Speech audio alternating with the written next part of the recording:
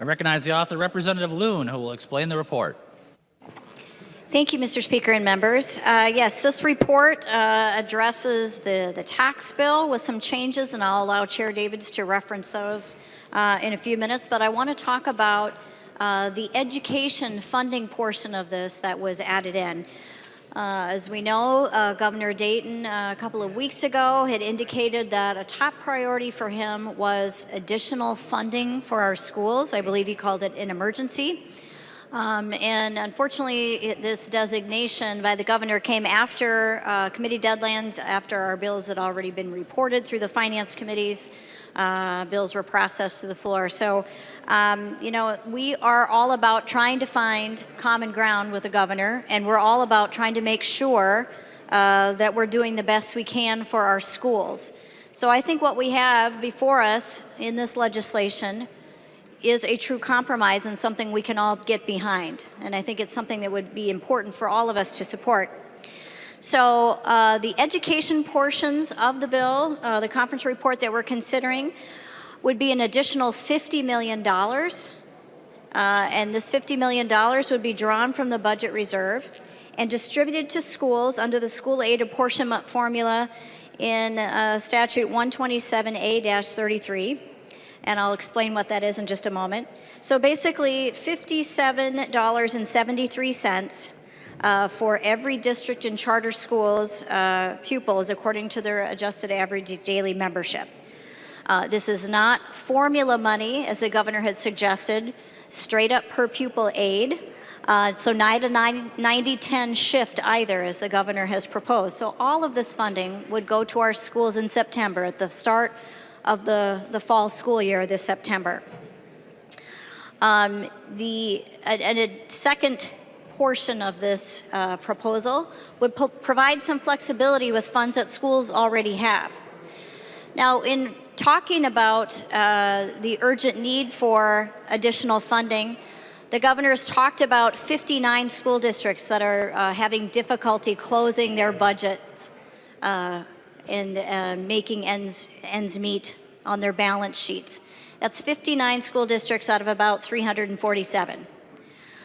And something we have done many, many times in the past to help schools when there's been a bit of a crunch is more flexibility with their staff development set aside.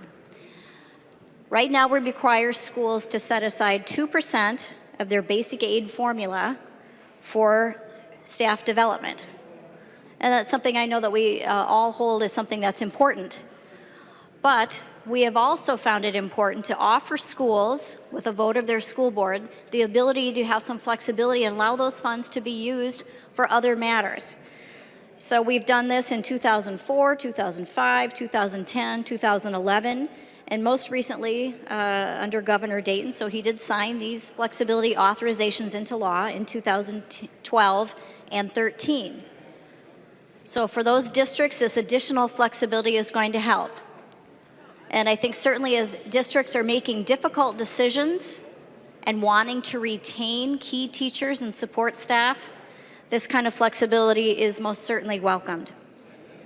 We have also included language identical to a bill that Representative Dabney introduced, House File 4532, which would authorize community education fund balances to be transferred to the undesignated general fund of a school district if the Commissioner of Education provides approval for that transfer. So that request must be made to the Commissioner, and it must be consistent with the school board's fund balance policy.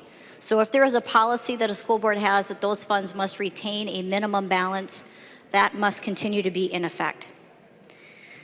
So as I mentioned, the per pupil funding which we're proposing, the $50 million, which would be $57.73 per school, this is really intended to be compensation for past years in which our school trust funds have not been paying out to our students as they should be, because we have policies and management of school trust lands that has not been maximizing that investment in the best interests of our schools and our children, the beneficiaries of this trust.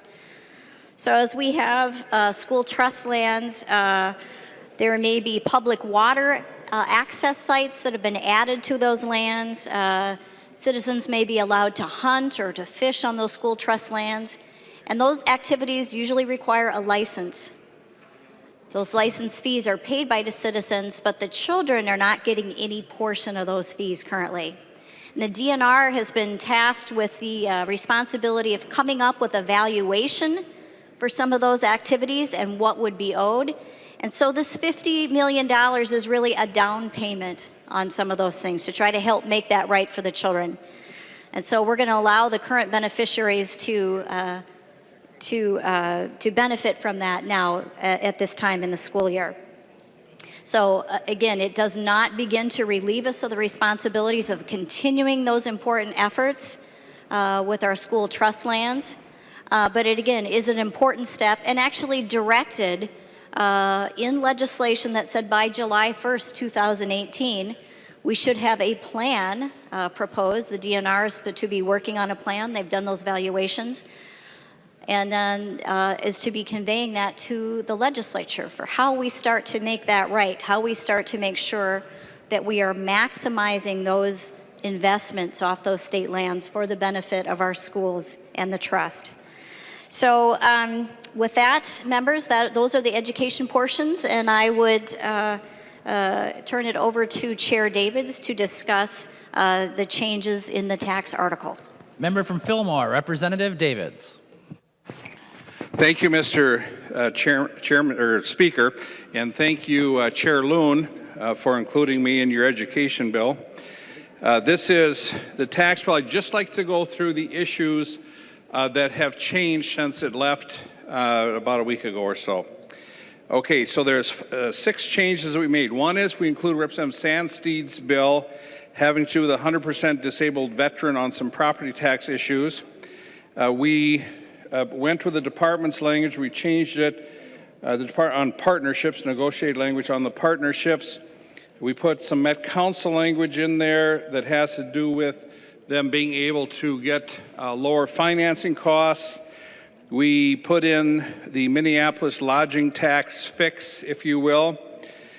We removed the craft house language, and we removed the bullion language because it really didn't do what we thought it would do. So that's been removed. We'll have, whoever comes back here next year, will have discussions on that issue. So those are the only changes to the tax bill. And Mr. Speaker and members, I'd stand for any questions.